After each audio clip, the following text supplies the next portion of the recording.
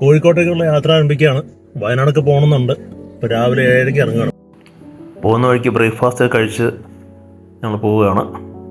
അങ്ങനെ എടപ്പാളെത്തിയിട്ട് ഞങ്ങൾ കുറച്ച് ഫ്രൂട്ട്സൊക്കെ വാങ്ങിക്കാൻ വേണ്ടി ഒരു കടയിൽ കയറി. നല്ല വെയിലാണ്. എടപ്പാളെത്തിയിട്ട് കുറച്ച് വെയിലെന്ന് വെച്ചാൽ ഒരു 34-36 ഡിഗ്രിയൊക്കെ ഉണ്ടാവും. അപ്പോൾ എടപ്പാളിൽ നിന്ന് നമ്മൾ കുറ്റിപ്പുറം പാലം അങ്ങ് എത്തുകയാണ്. കുറ്റിപ്പുറം പാലം നമുക്കറിയാം, പാലക്കാട് മലപ്പുറം ജില്ലകൾ നമ്മൾ ബന്ധിപ്പിക്കുന്ന ഒരു പാലമാണ്. അതിൻ്റെ അടുത്താണ് പൊന്നാനി, തിരൂരൊക്കെ ആ വഴിക്ക് വേണം പോകാൻ. ഇപ്പോൾ അവിടെ ബ്രിഡ്ജിൻ്റെ പണി നടക്കുന്ന കാരണം അവർ വഴി തിരിച്ച് വിടുന്നുണ്ട്. നമ്മളിപ്പോൾ ചെല്ലുമ്പോൾ കുറച്ച് കൺഫ്യൂഷനൊക്കെ ഉണ്ടായിരുന്നു, പക്ഷേ അത്യാവശ്യം കുഴപ്പമില്ലാണ്ടൊക്കെ കയറി പോന്നു. ഇത് കാണുന്നതാണ് കുറ്റിപ്പുറം പാലം. ഇത് അറിയാത്തവരാരും ഉണ്ടാവില്ല. ഇതിൻ്റെ അടിയിൽ ഭാരതപ്പുഴ തന്നെയാണ്, അല്ലെങ്കിൽ നിലാനദിയാണ്. ഇതിൻ്റെ ഇടതുവശത്ത് കാണുന്ന പാലം ഞാനിപ്പോൾ ആദ്യമായിട്ടാണ് കാണുക.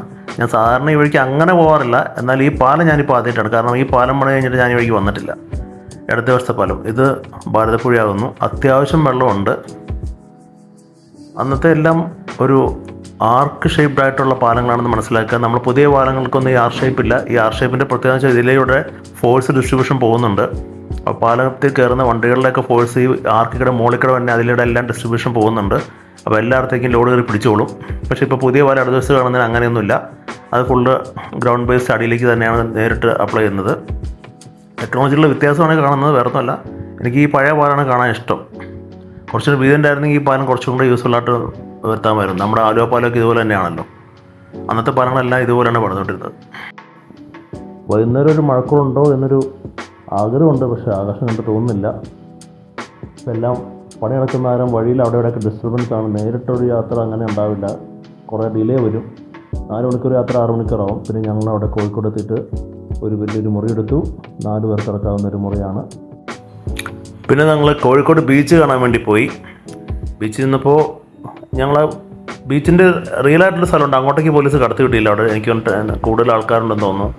സോ ബീച്ച് പറഞ്ഞ് നടക്കുകയാണല്ലോ. വേറെ ബീച്ചുകളുണ്ട് അവിടെ തന്നെ, മെയിൻ ബീച്ച് അല്ലാണ്ട് തന്നെ. അപ്പോൾ ആ വഴിക്ക് പോകുമ്പോൾ കണ്ട ഒരു സ്ഥലമാണിത്. ഇത് ശരിക്കും ബീച്ച് ഏരിയയാണ്, പക്ഷേ ഇതൊരു ബീച്ചിൽ ആൾക്കാർ വരുന്നൊരു ഏരിയ അല്ല. അപ്പോൾ ഇത് ഈ ഇടതുവശത്ത് കാണുന്നത് ഡ്രെയിനേജ് ആണെന്നാണ് ഞാൻ മനസ്സിലാക്കുന്നത്. കടലിലേക്ക് കയറി ഡ്രെയിനേജ് ഇറക്കി വിടുന്ന സ്ഥലമായിരിക്കാം എന്നാണ് ഞാൻ മനസ്സിലാക്കുന്നത്. കോഴിക്കോട് ബീച്ചിലാണ്.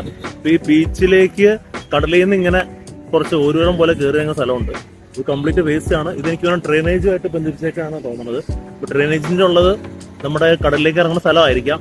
അപ്പോൾ ഞങ്ങൾ ബീച്ച് എന്ന് പറഞ്ഞാൽ ഉച്ചയ്ക്ക് ഞങ്ങൾ കുറേ സ്ഥലം കണ്ടു. അങ്ങോട്ടേക്ക് ഇപ്പോൾ പോലീസ് കടത്തി വിടുന്നില്ല. അപ്പോൾ ഞങ്ങൾ വേറെ ബീച്ചിലേക്ക് പോവുകയാണ്. അത് നല്ല സ്ഥലമാണെന്ന് കേട്ടെ. പക്ഷേ ഇവിടെ ഞാനിപ്പോൾ കുറേ ഈ നമ്മൾ പുലിമുട്ടി എന്ന് പറഞ്ഞ സാധനം കുറേ കണ്ടു. അത് കടൽ കയറി വരുമ്പോൾ കടലിന് തടയാൻ വേണ്ടിയിട്ടുള്ളതാണ്. കോൺക്രീറ്റ് കൊണ്ട് ഉണ്ടാക്കിയിട്ടൊക്കെയാണ്, ഇപ്പോൾ ഗവൺമെൻറ് കൊണ്ടിട്ടേക്കണെയാണ്. അപ്പോൾ ഇവിടെയൊക്കെ ഒരു സമയത്ത് എനിക്ക് ജൂൺ ജൂലൈ ആകുമ്പോൾ ചിലപ്പോൾ കടൽ കയറി വരുമായിരിക്കാം. അപ്പോൾ ഇവിടെ ഇപ്പോൾ പുലിമുട്ടിയുടെ അപ്പുറത്ത് നമുക്ക് പിള്ളേർ കളിക്കുന്നതൊക്കെ കാണാം. വലതുവശത്ത് കാണുന്നതാണ് നമ്മൾ കോൺക്രീറ്റിൻ്റെ പുലിമുട്ടികളാണ്. ഇത് ശരിക്കും ഒരു ടെട്രാപോഡാണ്. 4 ലെഗ് ഉണ്ടാവും. M50 അല്ലെങ്കിൽ M30 കോൺക്രീറ്റ് ചെയ്യുന്നതാണ്. ഇത് ഹൈ കോസ്റ്റൽ ടൈഡൊക്കെ വരുന്ന സ്ഥലങ്ങളിൽ ഉപയോഗിക്കുന്നതാണ്.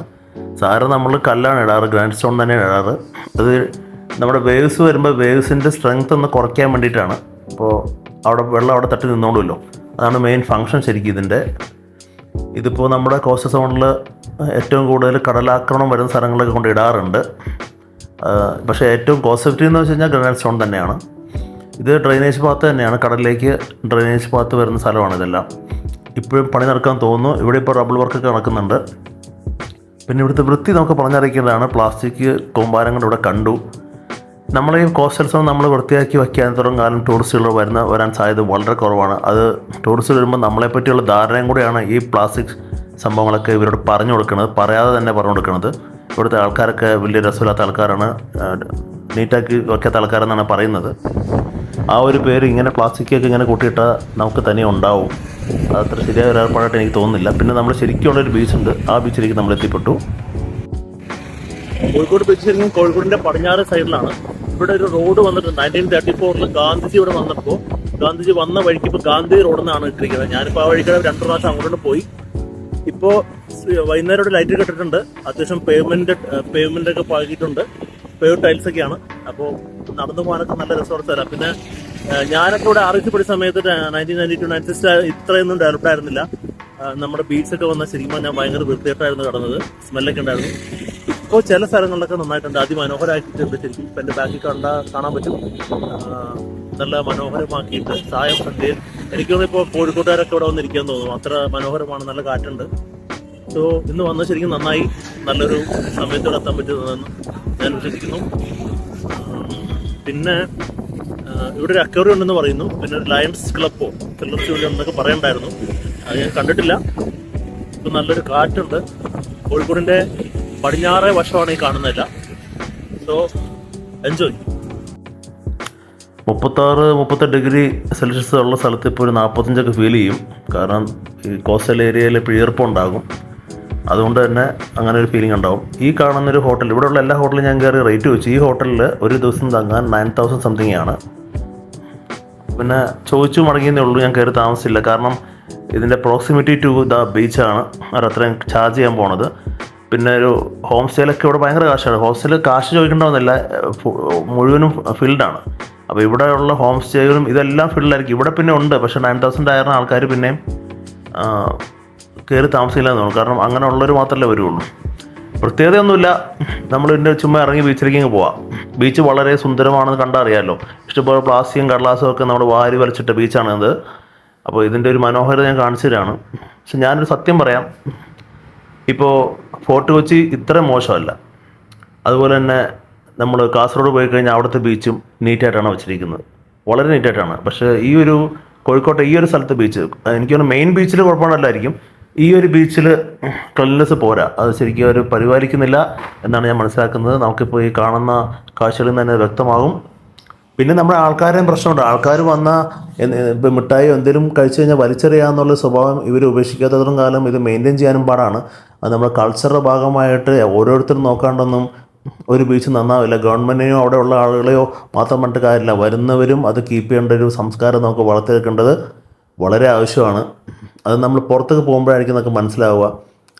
അവരുടെ ബീച്ച് കാണുമ്പോൾ നമുക്ക് കൊതിയാവും, കാരണം അവരത്ര നന്നായിട്ടാണ് കീപ്പ് ചെയ്യണത്. ഇപ്പോൾ നമ്മളൊരു സംഭവം വലിച്ചെറിഞ്ഞാൽ നമ്മൾ തന്നെ, ഒരു കുട്ടി വലിച്ചെറിഞ്ഞാൽ നമ്മൾ തന്നെ എടുത്ത് മാറ്റി നമ്മൾ സൂക്ഷിച്ച് വയ്ക്കും. എൻ്റെ പരിപാലനമായ കാലുകൾ ഇങ്ങനെ നടന്നു പോവുകയാണ് ബീച്ചിലേക്ക്. ബീച്ചിലിപ്പോൾ കുട്ടികൾ കളിക്കുന്നു. ഇപ്പോൾ വേലിയേറ്റത്തിൻ്റെ സമയമാണ്, രാത്രി ആയിക്കൊണ്ടിരിക്കുകയാണല്ലോ. ചന്ദ്രൻ പയ്യെ നമ്മുടെ കടലിനെ ഇങ്ങോട്ട് വലിച്ച് എടുത്തുകൊണ്ടിരിക്കുന്ന സമയമാണ്. രാത്രിയാകുമ്പോൾ വേലിയേറ്റമായിരിക്കും. അപ്പോൾ എൻ്റെ കാലിലേക്ക് വെള്ളം വരാണ്ടിരിക്കാൻ വേണ്ടി ഞാൻ കാല് പിൻവലിക്കാനുണ്ടായത്. പിന്നെ ഇവിടെ കുറച്ച് നേരം നിന്നു, കാരണം ഇപ്പോൾ ഒരു ഡസ്ക് സമയമാണ്, വൈകുന്നേരം സമയമാണ്. അതുകൊണ്ട് ഞങ്ങൾ നേരെ മിഠായിത്തെരുവിൽ പോയി. കോഴിക്കോട് എത്തിക്കഴിഞ്ഞാൽ പിന്നെ മിഠായിത്തെരുവിൽ പോകാതിരിക്കാൻ പാടില്ല എന്നുള്ളതാണല്ലോ അതിൻ്റെ ഒരു നിയമം. ഈ മിഠായിത്തെരുവ് കാണാൻ വേണ്ടി, അത് രാത്രി കാണാനാണ് രസം. ഞാനിവിടെ ഒരു വൈകുന്നേരം വന്ന് പണ്ടത്തെ ഒരു വീഡിയോയിലുണ്ട്. അന്ന് ഞാൻ എൻ്റെ കുട്ടികളുടെ വന്നത്. ഇന്നിപ്പോൾ ഞാൻ ഫാദറിൻ്റെയും മദറിൻ്റെയും സിസ്റ്ററിനും കൂടെ വന്നേക്കണേ. മിഠായിത്തെരുവ് നേരെ നോത്തോണ്ടാണ് സിസ്റ്റർ പോയത്. പക്ഷേ ഞാൻ പറഞ്ഞു കൊടുത്ത് ഇന്ന സ്ഥലത്താണ് പറഞ്ഞു കൊടുത്ത കാരണം ഈ കാണുന്ന ഇവിടുന്ന് അങ്ങ് നേരെയാണ് മിഠായിത്തെരുവ്. ഈ മിഠായിത്തെരുവ് ഇടയ്ക്ക് തീപിടുത്തമൊക്കെ ഉണ്ടാകാറുണ്ടായിരുന്നു ഞാനൊക്കെ ഇവിടെ പഠിച്ച സമയത്ത്. അന്ന് ഇവിടെ വെറുതെ നടന്നു പോയാൽ തന്നെ നമുക്ക് എല്ലാവരും നമ്മുടെ ആലുവ കുറച്ച് കഴിക്കാൻ തരും. കഴിച്ചിട്ട് പോകാം, അവർക്ക് കാശ് കൊടുക്കണമെന്നൊന്നുമില്ല. ഞാനിപ്പോൾ മിഠായിത്തെരുവിൽ പ്രവേശിച്ചു കഴിഞ്ഞു. ഇതിൻ്റെ അപ്പുറത്ത് ഇപ്പോൾ ഇതൊക്കെ ആലുവ ചെയ്യുന്ന സ്ഥലങ്ങൾ കാണാം.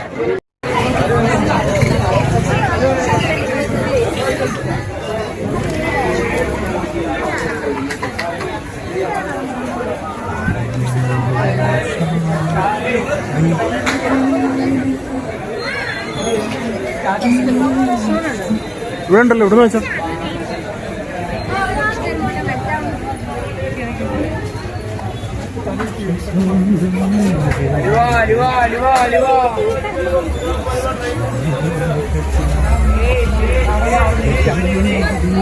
അലുവ കഴിക്കാൻ ചിപ്സ് മേടിക്കുക, അലുവ കഴിക്കാൻ ചിപ്സ് മേടിക്കേ.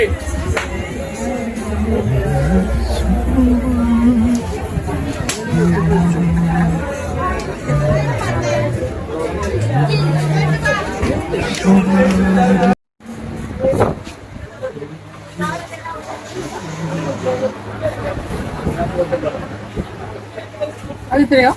നമുക്ക് 800 ഇത് പൈനാപ്പിളോ? ഈ കരിക്കാണ് ഇളനീരില്ല. പൈനാപ്പിൾ ഉണ്ട്.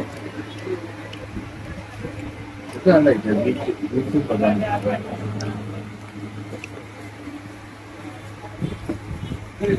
ഇതൊരു കഥനമാണ്. കഴിക്കണം.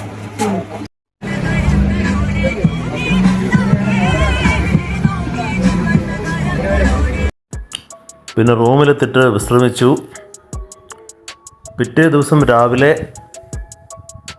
എണീച്ചപ്പോൾ എൻ്റെ റൂമിൽ നിന്ന് പുറത്തുനിന്ന് കാണുന്ന ഒരു ദൃശ്യമാണിത്. അത്യാവശ്യം നല്ലൊരു ഹോട്ടലായിരുന്നു. അവിടെ ചെറിയൊരു മുറിയായിരുന്നു എൻ്റെ. അവിടെ നിന്ന് നമ്മൾ പുറത്തേക്ക് നോക്കുമ്പോൾ മാങ്ങ ഇങ്ങനെ നിൽക്കണ കാണാം. മാവിൽ ഇഷ്ടം പോലെ മാങ്ങ പഴുക്കാറായി അതിൽ മൂത്ത് നിൽക്കുന്നുണ്ട്. അത് നല്ലൊരു കാഴ്ചയായിരുന്നു. പിന്നെ ഞങ്ങൾ ബ്രേക്ക്ഫാസ്റ്റ് കഴിച്ചു. പത്തിരിയും സംഭവങ്ങളൊക്കെ ആയിരുന്നു ഞാൻ കഴിച്ചത്. അവരൊക്കെ വെള്ളയപ്പം പുട്ടാണ് കഴിച്ചത്. പിന്നെ ഞങ്ങൾ കുറച്ച് ബന്ധുക്കളുടെ വീട്ടിലേക്ക് പോകാൻ വേണ്ടി കുറച്ച് പഴങ്ങളൊക്കെ വാങ്ങിച്ചു,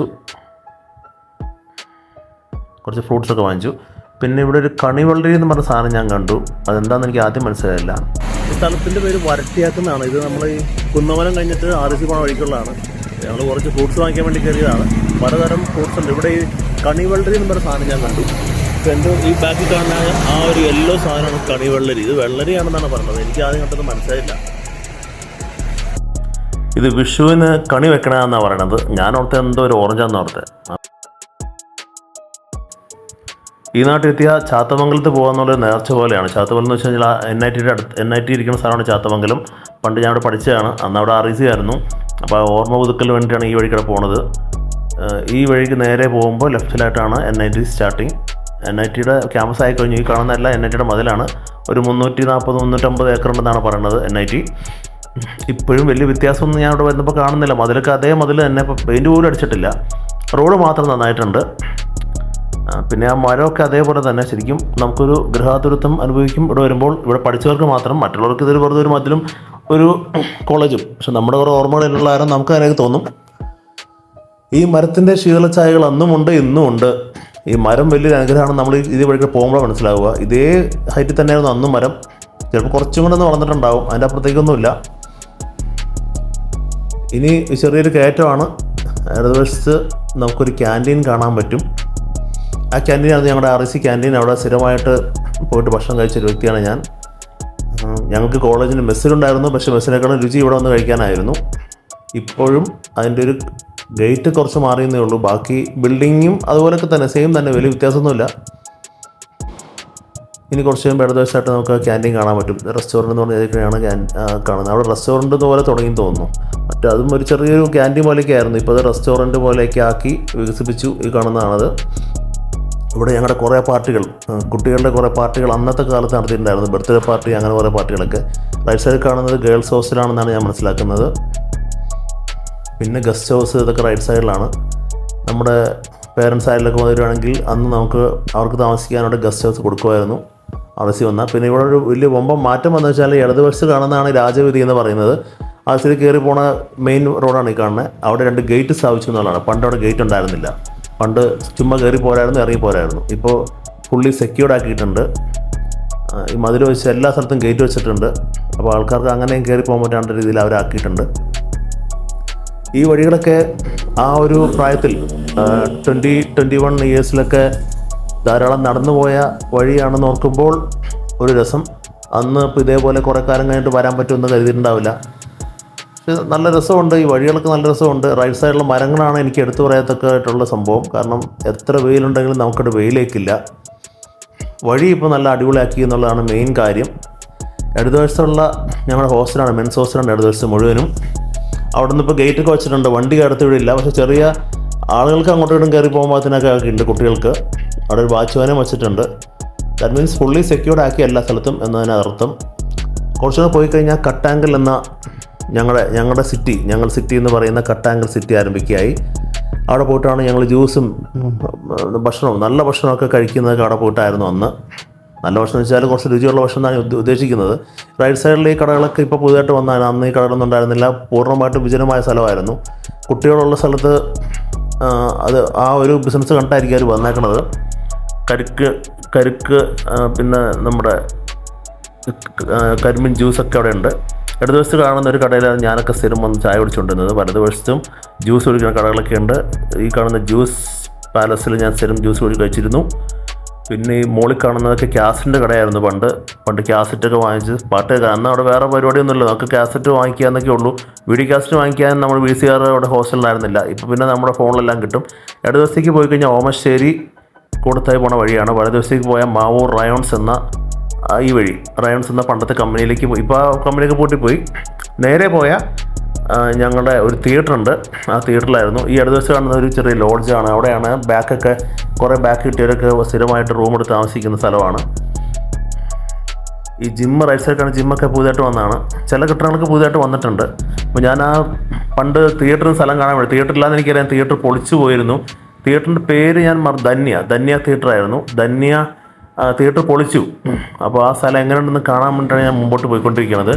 പോകുന്ന വഴിക്ക് റൈറ്റ് സൈഡിലൊരു പള്ളിയുണ്ട്, ഒരു കള്ള് ഷാപ്പൊക്കെ ഉണ്ടായിരുന്നു. ആ കള്ള് ഷാപ്പിൽ പോയിട്ട് ഞാൻ പണ്ട് കള്ള് കുടിച്ച എനിക്ക് ഓർമ്മയ്ക്കുണ്ട്. ഇപ്പോൾ കള്ള് ഷാപ്പൊന്നും കാണാനില്ല.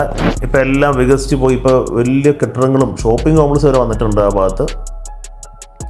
ഈ കാണുന്ന ഇടതുവശം വലതുവശമൊന്നും കെട്ടിടങ്ങളൊന്നും അന്നും ഉണ്ടായിരുന്നില്ലായിരുന്നു എന്നാണ് ഞാൻ മനസ്സിലാക്കുന്നത്. ഇവിടെയൊക്കെ ചുമ്മാ കാട് പിടിച്ചെടുക്കായിരുന്നു. സോ സ്പാൻ ഓഫ് ഒരു 28-30 കൊല്ലത്തിൻ്റെ ഉള്ളിൽ ഓരോ പ്രദേശങ്ങൾക്ക് വരുന്ന മാറ്റമാണ് നമ്മൾ ഈ കാണുന്നത്. മരങ്ങൾ അതുപോലെ നിന്നു എന്നുള്ളതല്ലാണ്ട് ബാക്കി ബിൽഡിങ്സൊക്കെ പുതിയതായിട്ട് വന്നിട്ടുണ്ട്. ഈ വലതുവശത്ത് ഇപ്പോൾ ഒരു പള്ളി കാണാം. ഈ പള്ളിയിൽ പണ്ട് അന്ന് പഠിക്കുന്ന സമയത്ത് ഒരു കുർബാനയ്ക്കും കാണാൻ ഞാൻ പോയിട്ടുണ്ട്. എന്താണ് പള്ളിയിൽ നിന്ന് കാണാൻ വേണ്ടിയിട്ട് മാത്രം. ഇത് കഴിഞ്ഞിട്ടൊരു കള്ള് ഷാപ്പായിരുന്നു. ഈ കള്ള് ഷാപ്പ് ഇരിക്കുന്ന സ്ഥലമാണ് ഈ കാണുന്നത്. കള്ള് ഷാപ്പ് പൊളിച്ച് കളഞ്ഞാൽ അപ്പോൾ ഒരു ഷോപ്പിംഗ് കോംപ്ലക്സാക്കി മാറ്റി. ഇത് വമ്പൻ വിപ്ലവകരമായൊരു മാറ്റമാണ് ഈ സ്ഥലത്ത് വന്നേക്കുന്നത്. എനിക്ക് തോന്നുന്നു ഇവിടെ കുറച്ച് മുസ്ലിം സ്കൂളുണ്ട്. ഈ ഒരു ഏരിയയാണ് ധന്യ തിയേറ്ററിന് സ്ഥലമാണ്. ആ തിയേറ്റർ പൊളിച്ചിപ്പോൾ അവിടെ ഒന്നുമില്ല. പിന്നെ ഞങ്ങളുടെ ഒരു ആൻറ്റിയുടെ വീട്ടിൽ പോയി. ആൻറ്റിയുടെ വീടിൻ്റെ വശങ്ങളൊക്കെ നമുക്ക് കാണാം. ഇതൊരു വലിയൊരു കുന്നിൻ്റെ മുകളിലാണ് വീട്. അപ്പോൾ കുന്നിൻ്റെ മുകളിൽ വരുമ്പോൾ നമ്മൾ കുന്നൊക്കെ ഒന്ന് കാണാൻ പോകുമല്ലോ. അങ്ങനെ കുന്നൊക്കെ ഒന്ന് കാണാമെന്ന് വെച്ചു. വയനാടൻ കുന്നുകൾ കാണുക എന്നുള്ളത് ഇവിടെ വരുന്നവരൊക്കെ ഒരു ഹോബി ആയിരിക്കാം. കാരണം ഈ വയനാടിൻ്റെ പ്രത്യേകതകളുണ്ട്. കാലാവസ്ഥ വലിയൊരു പ്രത്യേകതയാണ്. പിന്നെ മലകൾ കാണാനും ഭയങ്കര ഭംഗിയാണ്. ഈ ഇടവഴികൾ, ചെറിയ ഇടവഴികൾ, നടവഴികളൊക്കെ ഇപ്പോഴും സുലഭമായിട്ടുള്ള സ്ഥലങ്ങളാണ് ഇതെല്ലാം. ഇത് ഒരു വാട്ടർ ടാങ്കാകുന്നു ഈ കാണുന്നത്. ഈ പ്രദേശത്തുള്ളവർക്ക് വെള്ളം കൊടുക്കുന്നത് ഇവിടെ നിന്നാണ്. ഇത് ഹയസ്റ്റ് ഏരിയയാണ്. അടിയിലേക്ക് കാണാം തെങ്ങുകളൊക്കെ ഇഷ്ടംപോലെ നിൽക്കുന്നുണ്ട്. തെങ്ങ്, കവുങ്ങ്, മാവ് ഒക്കെ ഉണ്ട്. അങ്ങേയറ്റത്ത് കുറേ മലകളുണ്ട്. ഈ പറഞ്ഞൊക്കെ നടവഴികളാണ്. വീടുകളുടെ എണ്ണം കൂടിക്കൊണ്ടിരിക്കുകയാണ്. വേറെ ഇത് പറഞ്ഞതൊക്കെയാണ്. നടവഴിയും തെങ്ങൊക്കെ കാണാൻ ഭയങ്കര രസമാണ്. കണ്ണൂർക്ക് പോയാലും കാസർഗോഡ് പോയാലും ഇങ്ങനെയൊക്കെ കാണാം. ശരിക്കും നാട്ടുമ്പുറം എന്ന് പറഞ്ഞാൽ തനി നാട്ടുമ്പുറം എന്ന് പറഞ്ഞാൽ ഇങ്ങനെയുള്ള സ്ഥലങ്ങളൊക്കെയാണ്. അതിപ്പോഴും കാണണമെങ്കിൽ ഇങ്ങോട്ടേക്കൊക്കെ വന്നം എന്നുള്ളതാണ് മറ്റൊരു പച്ച സത്യം. എറണാകുളംകാരെ നമുക്ക് ഇതേപോലുള്ള സ്ഥലങ്ങൾ കാണണമെങ്കിൽ ഇങ്ങനെ ഇങ്ങോട്ടേക്കൊക്കെ തന്നെ വന്നം. മറ്റേ കായൽത്തീരങ്ങളൊക്കെ നമുക്കവിടെ ഉണ്ട്. പക്ഷെ ഇതേപോലെ പച്ചപ്പും തെങ്ങുമൊക്കെ നിറഞ്ഞ സ്ഥലങ്ങൾ ഇപ്പോൾ നമ്മുടെ നാട്ടിൽ കുറവാണ്. അത് കഴിഞ്ഞ് ഞങ്ങൾ ചുരം കയറിക്കൊണ്ടിരിക്കുകയാണ്. 9 ഹെയർപിൻ വളവുള്ള ചുരമാണെന്ന് ഓർക്കണം. ഇപ്പോൾ പണ്ടത്തെ പോലെ ചുരം കയറാൻ അത്ര പാടൊന്നുമില്ല. പക്ഷേ ഇന്ന് ഞങ്ങളീ പോയ സമയത്ത് ചെറിയൊരു ട്രാഫിക് ബ്ലോക്ക് ഉണ്ടായിരുന്നു. അതൊന്ന് വാർത്തയിലൊക്കെ വന്നിട്ടുണ്ടായിരുന്നു. ഞങ്ങൾക്ക് പോണ വഴിക്കായിരുന്നില്ല, അവിടെ നിന്ന് ഇങ്ങോട്ട് വരുന്ന വണ്ടികൾക്കായിരുന്നു കുറച്ച് ബ്ലോക്ക് അനുഭവപ്പെട്ടത്. വലിയ വണ്ടികൾ വന്ന ബ്ലോക്ക് വരും. നീളം കൂടിയ ബസ്സുകൾ വരുമ്പോൾ ഹെയർപിൻ വളയുന്ന സമയത്ത് അവിടെയാണ് ശരിക്കും ബ്ലോക്കുകൾ വരിക. ചെറിയ വണ്ടികളാണ് കയറിപ്പോണെങ്കിൽ ഒരു ബ്ലോക്കും ഉണ്ടാവില്ല. കാരണം അത്രയും വീതി പല ഹെയർപിൻ വളവിനും ഇപ്പോഴും ഇല്ല. അപ്പോൾ അത് ഒരു വണ്ടി വെറുതെ വന്ന് ആരും സൈഡ് കൊടുക്കില്ല. അപ്പോൾ പോലീസ് അവിടെ നിർത്തിയിട്ടുണ്ടായിരുന്നു. ഞങ്ങൾ ചെന്നപ്പോൾ പോലീസുകാർ വച്ചിട്ടാണ് എല്ലാവരും ഹെയർപിൻ വളവൊക്കെ മാറ്റിക്കൊണ്ടിരുന്നത്. ഇത് വ്യൂ ആണ്. നമുക്ക് ദൂരെ ഒരു താജ്മഹൽ പോലത്തെ സാധനമാണ് ഒരു വെള്ളത്തിരിക്കുന്നത്. അതൊരു നോളജ് സിറ്റിയാണ്. അതെന്താണെന്ന് ആദ്യം മനസ്സിലായില്ല. പിന്നെ ഞാൻ ഗൂഗിളിൽ പോയി മനസ്സിലായത് നോളജ് സിറ്റിയാണ്. അത് തിരുവമ്പാടി ആ ഭാഗത്തെങ്ങാനാണ്. തിരുവമ്പാടിയാണോ അടിവാരത്താണോ? ചുരത്തിൽ കയറുമ്പോൾ ആകാശവും കൊക്കയും എല്ലാം കാണാൻ ഭയങ്കര രസമാണ്. മൂടൽ മഞ്ഞ് ഇങ്ങനെ നിറഞ്ഞേക്കണ കാണാം. ചുരത്തിൽ കയറി പകുതിയായി. ഇനി അങ്ങോട്ട് പോയി കഴിഞ്ഞാൽ വൈത്തിരിയാണ്. പൂക്കോട്ടിലേക്ക് തുടങ്ങും. ഇപ്പോൾ നല്ല വെയിലുണ്ട്. പക്ഷേ ഇവിടെ ചെറിയൊരു മോഡറേറ്റ് ക്ലൈമറ്റാണ്. അത്യാവശ്യം തണുപ്പുണ്ട്, എന്നാൽ ചൂടുമുണ്ട്. പൂക്കോടിലേക്ക് പോകണമെന്നുണ്ടായിരുന്നു, പക്ഷേ പോയില്ല. അതിന് പകരം ഫ്ലോറ വൈത്തിരി പോയി. ഫ്ലോറ ഞാൻ വർക്ക് ചെയ്ത സ്ഥലമാണ്. അവിടുത്തെ സീനിയർ പൗരന്മാരായിട്ട് വർക്ക് ചെയ്തിട്ടുണ്ടായിരുന്നു. അപ്പോൾ സ്ഥലം ഞാൻ ഇവരൊക്കെ ഒന്ന് കൊണ്ട് കാണിച്ചു കൊടുത്തു.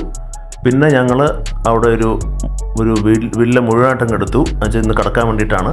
ഓരോ ദിവസത്തേക്ക് അവിടെ കടന്നു. അത്യാവശ്യം നല്ല വില്ലയായിരുന്നു. നമ്മൾ മാത്രമേ ഉണ്ടാവുള്ളൂ. അതിന് സൈഡിൽ ടീ പ്ലാന്റേഷനെ കാണണേ. അപ്പോൾ ഇവിടെ ആനയുടെ ശല്യം ഉണ്ടെന്ന് പറഞ്ഞു കേട്ടു. ആന വരാം, ചിലപ്പോൾ ചില സമയങ്ങളിൽ പുലി വരെ വരാം.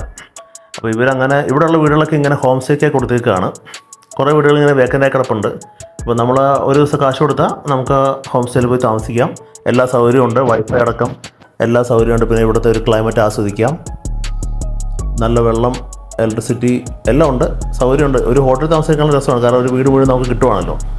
അപ്പോൾ അതൊരു നല്ലൊരു രസമായ ഒരു ഫീലിംഗ് ആയിരുന്നു, പ്രത്യേകിച്ച് വയനാട്ടിൽ പോയി താമസിക്കുമ്പോൾ. നല്ല സ്ഥലം നോക്കി സെലക്ട് ചെയ്യണമെന്നേ ഉള്ളൂ. ഇതെന്തായാലും എൻ്റെ ഭാഗത്തിന് നല്ലൊരു സ്ഥലമായിരുന്നു. സോ സ്റ്റേയും വളരെ നല്ലതായിട്ട് എനിക്ക് തോന്നി. രാത്രിയാകുമ്പോൾ നമ്മൾ ഡോറൊക്കെ അടച്ച് കിടക്കണമെന്ന് മാത്രമേ ഉള്ളൂ, കാരണം ആനെങ്ങാനും പുറത്ത് വന്ന് നമ്മൾ മൈൻഡ് ചെയ്യരുത്. ഇത് പുള്ളി ഒരു മുകളിലേക്ക് ഒരു റൂം പണിയുണ്ട്, ഇങ്ങനെ ഒരു ടവർ പോലെ ചെയ്തേക്കണേ. അതിങ്ങനെ ഞാൻ എടുത്തത് മാത്രമേ ഉള്ളൂ. എൻ്റെ മുകളിൽ കയറി ആ റൂമിൽ പോകാമായിരുന്നു, ഇപ്പോൾ അടച്ചിട്ടിരിക്കുകയാണ്. രാവിലെ ആലോചിക്കുള്ള യാത്ര തുടങ്ങിയാണ്. ഇപ്പോൾ വയനാട്ടിൽ നിന്ന് ഇനിയിപ്പോൾ 8:30 സ്റ്റാർട്ട് ചെയ്യും. വൈകുന്നേരം ഒരു 3-3:30 ആകുമ്പോൾ എത്തുമായിരിക്കും.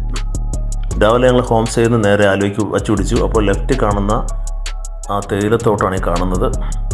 മനോഹരം തന്നെയാണ്. നമുക്ക് തേയിലത്തോട്ടത്തിന് പോകുമ്പോൾ ഒരു പ്രത്യേക ഫീലിംഗ് ആയിരിക്കുമല്ലോ.